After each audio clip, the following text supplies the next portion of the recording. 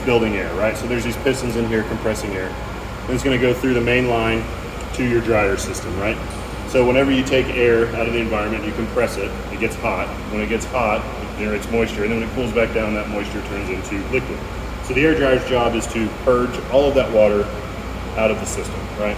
However, as it continues to cool down going through the tanks, it's going to continue to release moisture, which is why we drain our air tanks. We say drain your air tanks every time you put fuel in the truck, right? They're usually right there. Pull the tanks, let them drain down. That's going to get all the water out, allow the system to be dry. And what that happens is, generally speaking, you get moisture inside of these lines. That gets corrosion and rust and things of that nature. In the wintertime, that means ice. So inside of our brake drums, inside of our valves, our tanks, you're going to get ice. More importantly now, there's a transmission in here that is run off of air pressure too. So all the shifting and stuff, you start introducing ice and moisture, it's going to destroy the inside of the transmission. So it's very important that we're draining our air tanks regularly.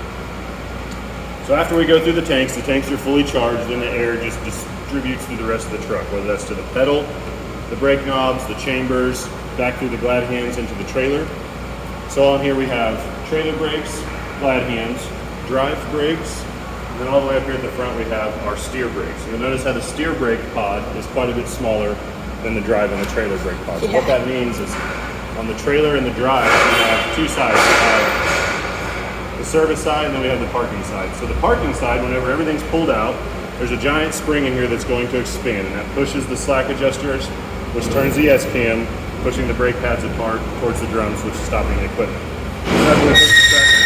Whenever we push the tractor brake knob in, it's actually going to apply air, compress the spring, which is going to allow this to retract and release the brakes. Okay? Then whenever you put your foot on the pedal, you're applying air pressure through, which goes to the ABS valves, and applies to the other side of the brakes, on this side, which inflates and then pushes a diaphragm forward, again operating this, turning this, applying pressure towards the brakes, right?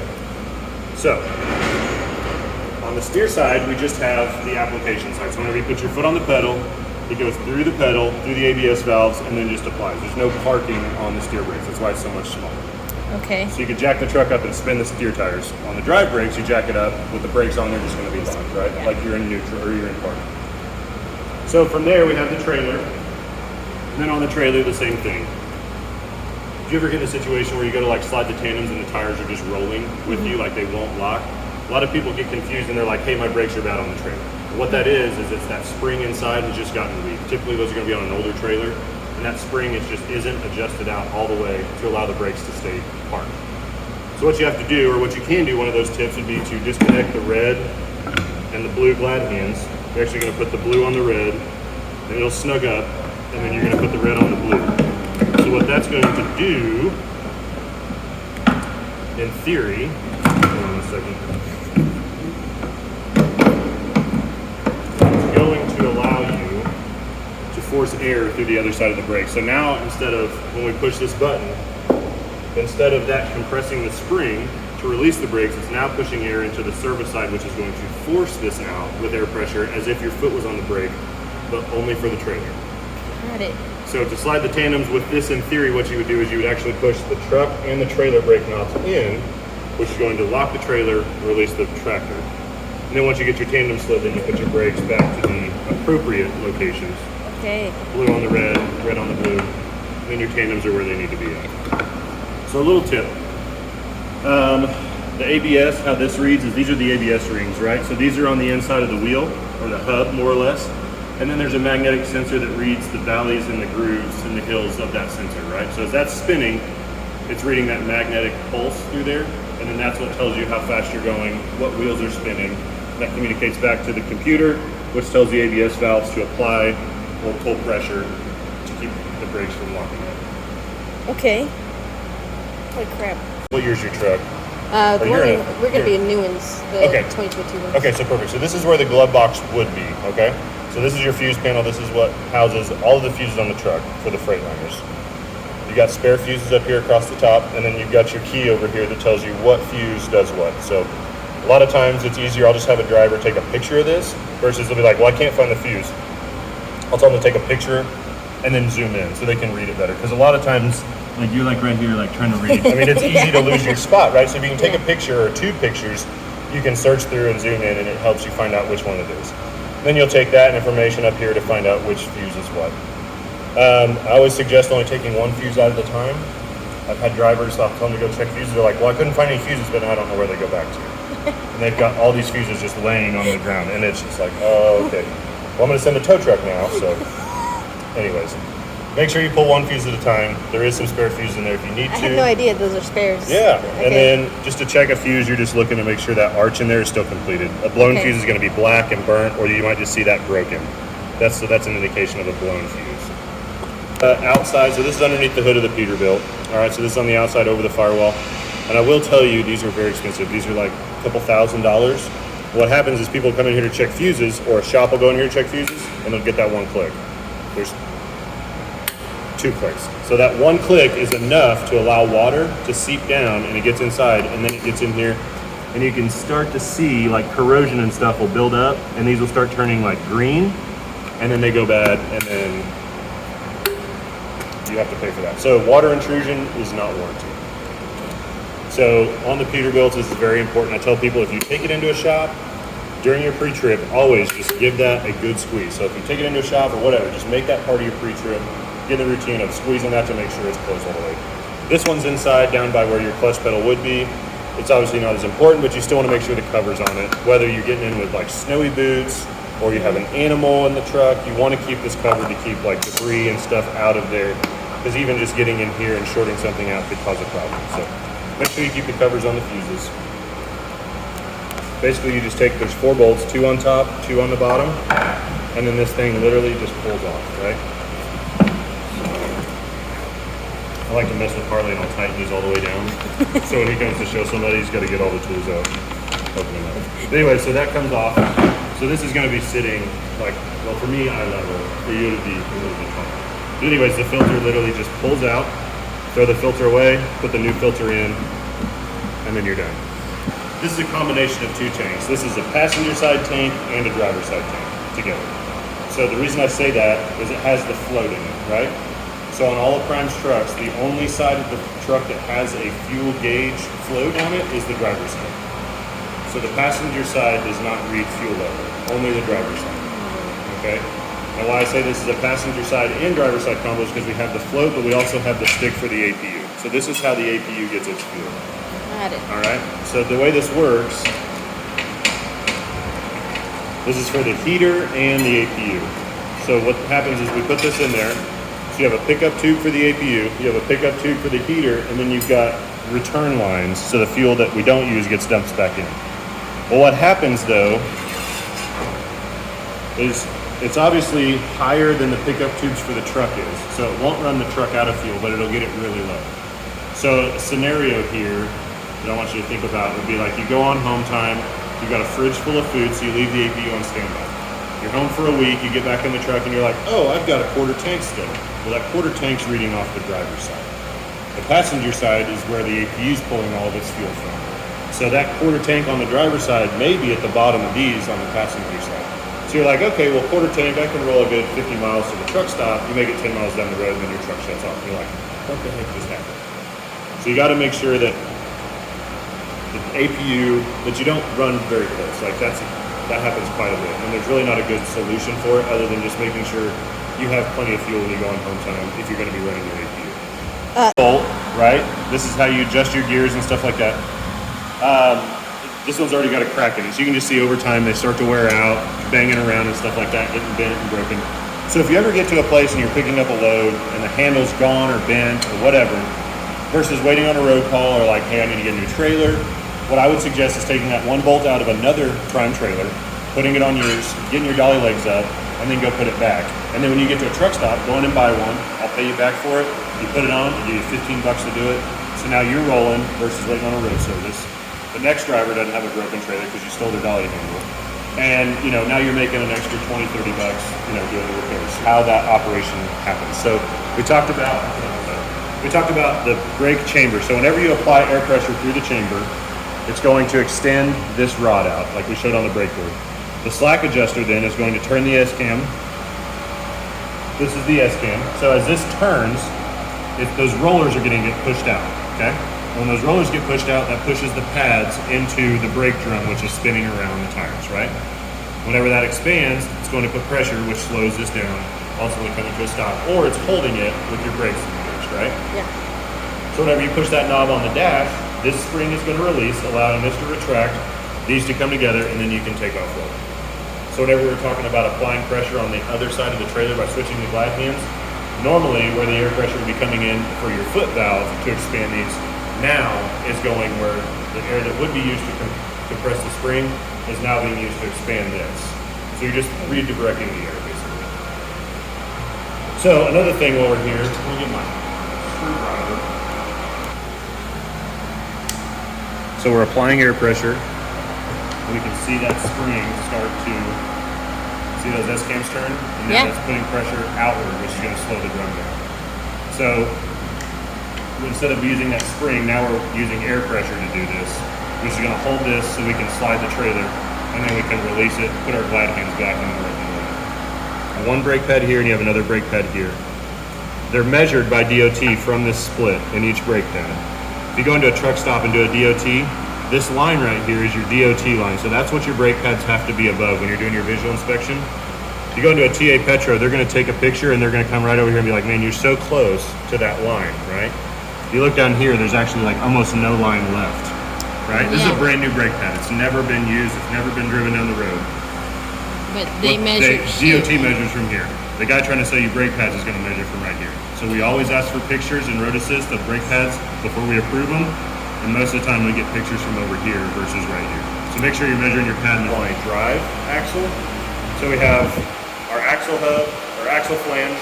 We got the wheel that mounts here. And then as this spins, the rotor spins inside the brake caliper. So this is your caliper. So now when we apply air pressure over here in the chamber, it's going to push these together. When we squeeze those, it's going to slow down the rotation of that rotor. So a little bit different, instead of a pad, we actually have, or instead of a brake shoe like we have on a drum brake, we actually have pads now. I'll actually show you what these look like. So this is what the automotive industry has been running for years, which ultimately is where the trucking industry is going to go. So these pads just come back out, and they're measured across this way. Now you'll notice there's no indication of where that DOT line is on a disc brake. However, if you come over here, on the other side of the caliper, there's this plunger. So as the brake pads wear out, this spring-loaded plunger is going to continue to go in. And once we get to that last notch in that thing, that's whenever we are at our DOT line and have to get those replaced. Got it. A lot of money. It's knowing tires. So in this module we have a steer tire, we have a trailer tire, and we have 2 drive tires.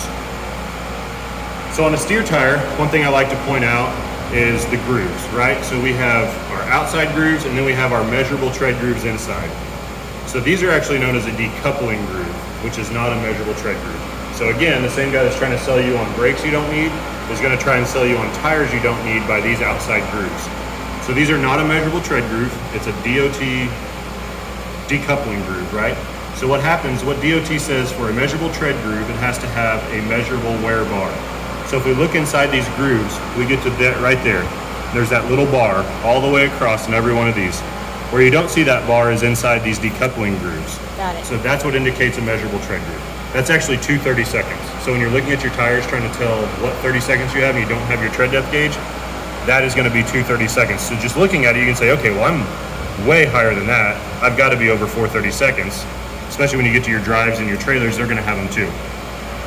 This decoupling groove, though, I want to talk about, because when that's completely gone, even if this is just smooth right here, people get concerned and they say, well, I'm just not comfortable with it because I feel like I'm getting low on tread depth, right? Which is completely false. So if we look at how much rubber, even with that thing completely gone, how much rubber we have before we get in the steel cords down here, there's more rubber in the shoulder of that tire than you would at 2 30 seconds in the middle of the tread before you get to steel.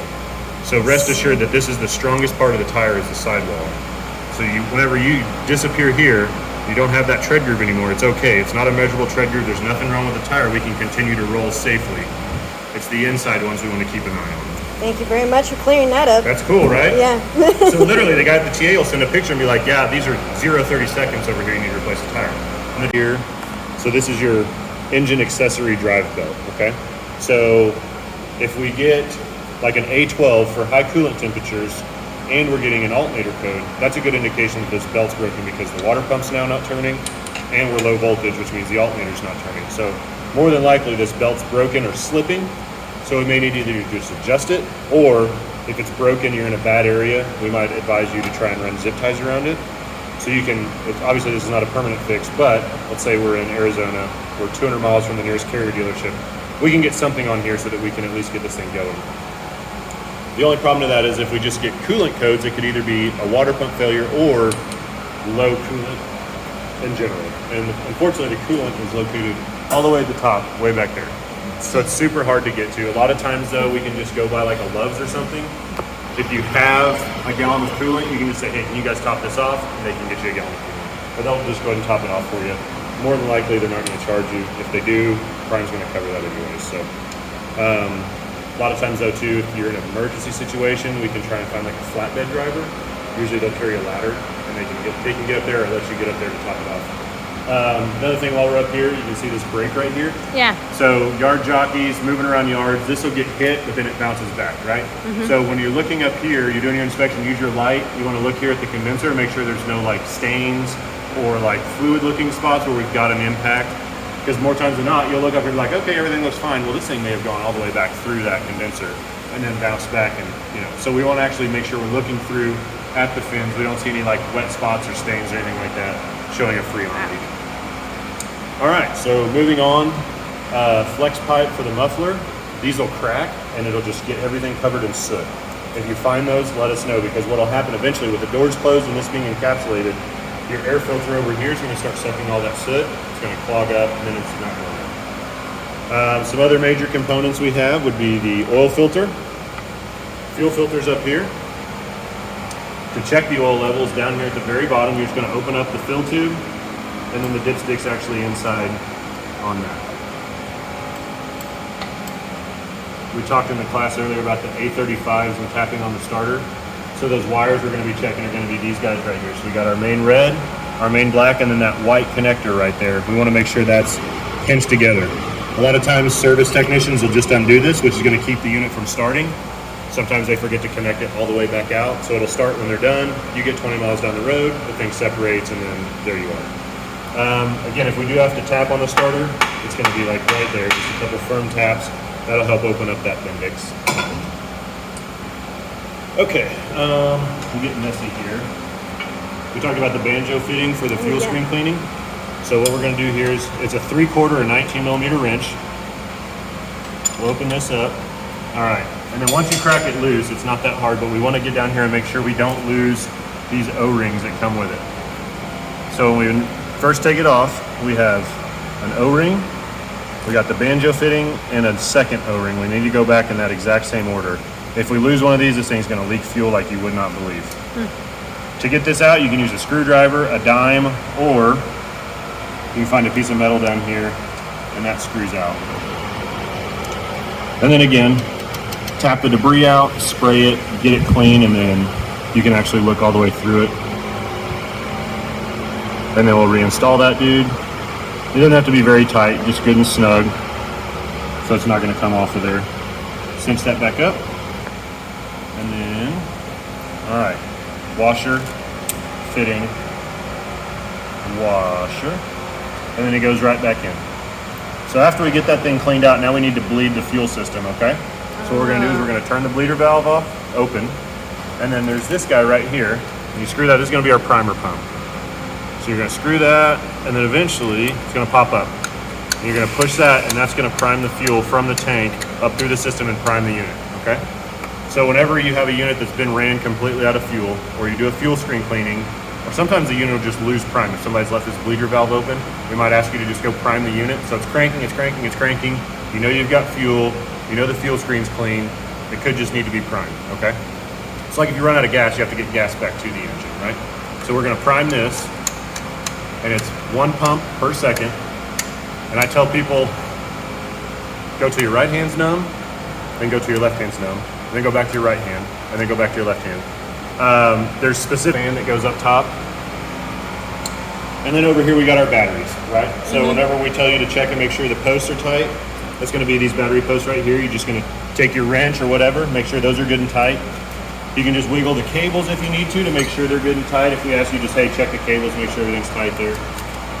If you're gonna jump the truck, come over here and hook them up first, then go to the truck. If you're jumping the trailer from the truck, hook the truck side up on this side. Over here we've got some fuses, things of that nature. There is a bag of spare fuses in here.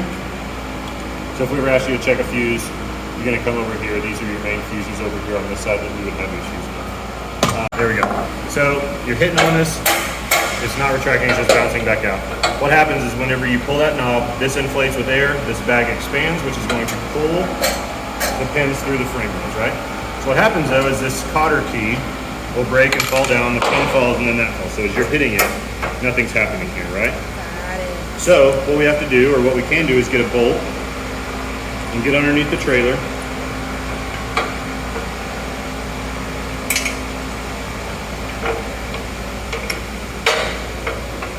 Get that dude through there, and then just put the nut on the other side, right? And that's good to go. That's a permanent fix. If you don't have a bolt, something you can do is maybe take a bolt out of one of the mud flaps. Okay. Okay. The old style deer guards, the pins would fit through here. Okay. Also, I've had people run zip ties through a couple times, shoelaces, coat hangers. I've seen people put a lock through. I've seen people use a screwdriver, even if you just have to put the screwdriver in to slide the tandems. Once you get legal, take the screwdriver out so it doesn't end up through somebody's windshield. Yeah. Then we can get to a truck stop and get a bolt, put this on, send me a picture of it, $25. Wow. So easy, easy, easy deal. Yeah. Or waiting on road service 2 or 3 hours.